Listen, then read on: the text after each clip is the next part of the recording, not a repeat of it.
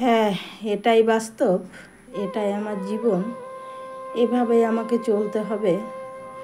তো এর আগের ব্লগে তোমরা দেখেছিলে ননাসের বাড়িতে ছিলাম, বলেছিলাম সকালবেলা উঠে চলে যেতে হবে। তো এটা কিন্তু পরের দিন সকাল, দেখো সকালবেলা উঠে বেরিয়ে এসেছি। আমাকে অনেকেই বলে এখানে, তোমাদের কথা বলছি না, আমার আশেপাশের মানুষ, আমি সাজুগুজু করি না, আমি শাড়ি পরি না, এটা করি না, ওটা করি না।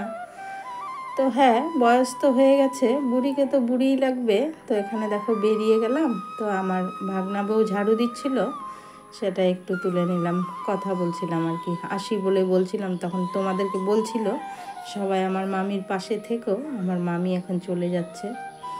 যাই হোক, সবাই বলে আর কি সাজুগুজু করি না, তো কখন করব সাজুগুজু বলো তো? আমার যে হাতে একদম সময় নেই, আমার তো সব সময় ব্যালেন্স করে তাল মিলিয়ে দৌড়াদৌড়ি করা, এটার জন্য আমার প্রচুর সময়, অজস্র সময়, অথচ নিজের জন্য একটুও সময় নেই। তো কখন আমি শাড়ি পরবো, কখন সাজুগুজু করব, কখন কি করব, তোমরাই বলো। আমার মাথার উপর দিয়ে কি যায়, এটা একমাত্র আমি আর স্বয়ং ঈশ্বর ছাড়া কেউই জানে না। তো যাই হোক, সকালবেলা কিন্তু খুব কুয়াশা পড়ছিল, এতটা ঠান্ডার মধ্যে সকাল যখন 7:30 বাজে বেরিয়ে পড়েছিলাম। তো এবার দেখো এসে পৌঁছে গেলাম, পৌঁছে নেমেও পড়লাম। আস্তে আস্তে বাজারের মধ্যে দিয়ে আসতে হয়, মানে কোয়ার্টারে আসছিলাম, বাজারের মধ্যে দিয়ে আসতে হয়, আস্তে আস্তে দেখছি এখানে কমলা বিক্রি হচ্ছে, প্রচুর লোক ঘিরে ধরেছে। তারপরে আমিও দেখলাম, হ্যাঁ কমলার সাইজগুলো না একটু ছোট ছিল, কিন্তু দামে অনেকটাই কম দিয়েছিল, ছোট ছিল বলে 100 টাকা দিয়ে 20টা কমলা দিচ্ছিল। তো হাজারবার ভাবলাম নেব কি নিব না, টক হবে নাকি, তারপরে নিয়েই নিয়েছি। দাঁড়াও একটু পরে দেখাচ্ছি তোমাদেরকে।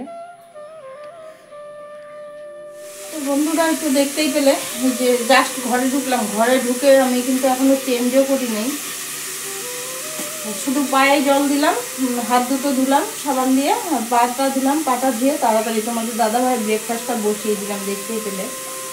তো এটাই হলো আমার জীবন আর কি। তো সঙ্গে থাকো, দেখতে থাকো। তো দেখতেই পেলে ঘরে ঢুকে আমি চেঞ্জ করারও সময় পাইনি, কেন তোমাদের দাদাভাইয়ের ব্রেকফাস্টের সময় হয়ে যাচ্ছে, সে তো ডিউটি চলে গেছে, খেতে চলে আসবে। তারপর দেখো জলপাইয়ের চাটনি করবো রেডি করেছি।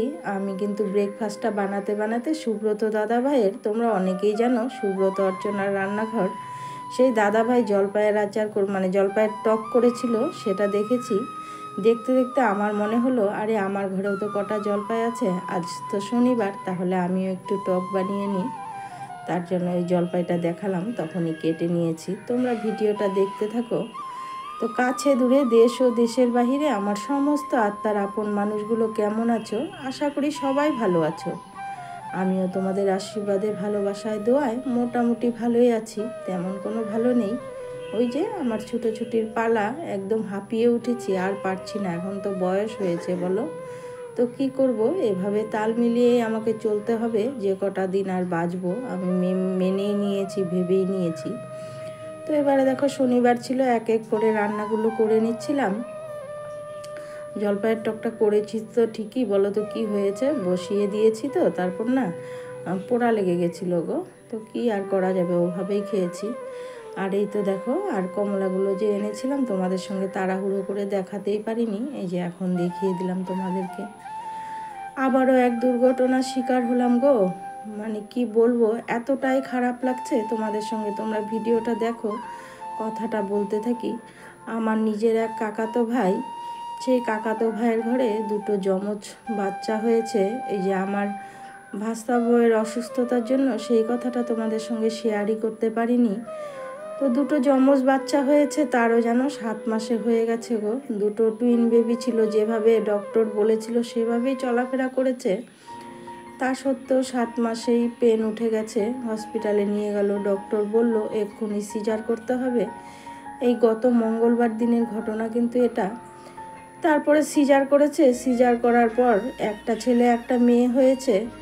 সেই ছেলে মেয়ে দুটোকে সঙ্গে সঙ্গে আইসিইউতে ঢুকিয়ে দিয়েছে। তাদের মানে কোনো রকম আর কি জানটা ছিল ভেতরে, আর কিছুই ছিল না। তো অনেক চেষ্টা করেছে বাঁচানোর জন্য, সব দিক থেকেই চেষ্টা করেছে, ডক্টররা বলো ওরা বলো, সবটাই চেষ্টা করেছে, শেষ রক্ষা আর হলো না গো। গতকাল তারা চলে গেছে। তা ভগবানকে বলছি, হে ভগবান, যদি নেওয়ারই ছিল, দেখো একটুখানি পুড়ে গেছে, যদি নেওয়ারই ছিল তাহলে দিলে কেন?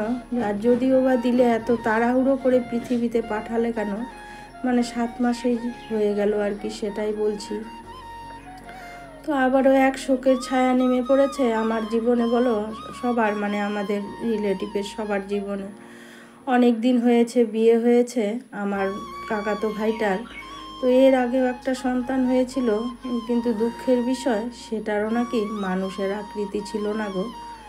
8 মাস বয়স যখন, তখন ডক্টর আলট্রা করে বলেছে মানুষের আকৃতি নেই, বাধ্য হয়ে তখন ওটাকে নষ্ট করেছে। পৃথিবীতে এনে তাকে কষ্ট দেবে তাই নষ্ট করে দিয়েছে। দেখো, তারপর আবার 2টো বাচ্চা হলো, ঠিক এরকমই হলো আর কি। মানে মানুষের আকৃতি তো ছিল, কিন্তু ওই যে বাঁচলো না। 7 মাসে হয়েছে, তাও আবার 2টো। একটার ওজন হয়েছে 1 কিলো, একটার ওজন হয়েছে 700 গ্রাম। তাই বলছি বারবার করে, হে ভগবান, এরকম করে দিও না। যদি নেওয়ারই থাকে কারো কোলে, এরকম করে দিও না ভগবান। কার পাপের শাস্তি কাকে দিচ্ছ সেটা তো জানি না, সেটা তো তোমার ইচ্ছা পুরাটাই। যে যেমন কর্ম করবে তেমন ফল পাবে, কিন্তু এরকম করো না। খুবই দুঃখ লাগে। হে ভগবান, রক্ষা করো সবাইকে। কোনো মায়ের কোল এভাবে খালি করো না। তো ভাবতে পারছো তোমরা, পরপর 2টো এরকম অঘটন হয়ে গেল আমার কাকাতো ভাইয়ের জীবনে। তো তাদের মন মানসিকতার কি পরিস্থিতি, অবস্থা খুবই খারাপ। তো কাল তো ভুল বললাম, পরশু দিন রাতে কিন্তু বাচ্চা 2টো চলে গেছে আর কি, আর নেই এই পৃথিবীতে।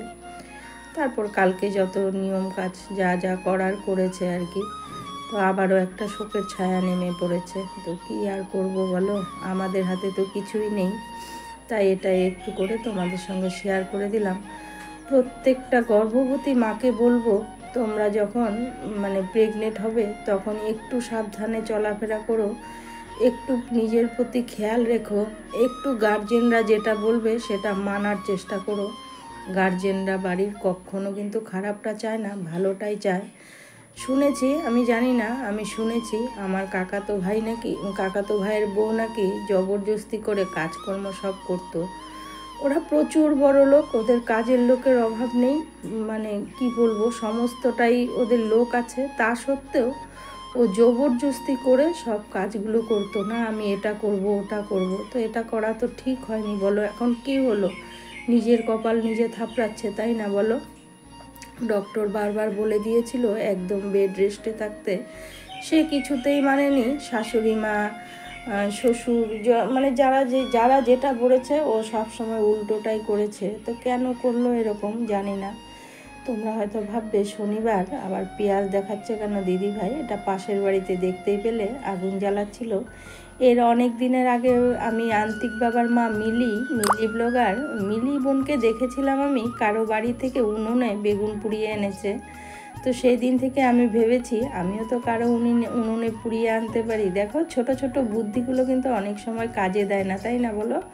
তো ওই মিলিটটা দেখেই কিন্তু আমি গতকাল তো শনিবার ছিল, ওই পাশের বাড়ির থেকে বেগুন পুড়িয়ে এনেছি দিনের বেলায়, কিন্তু দুপুরবেলায়।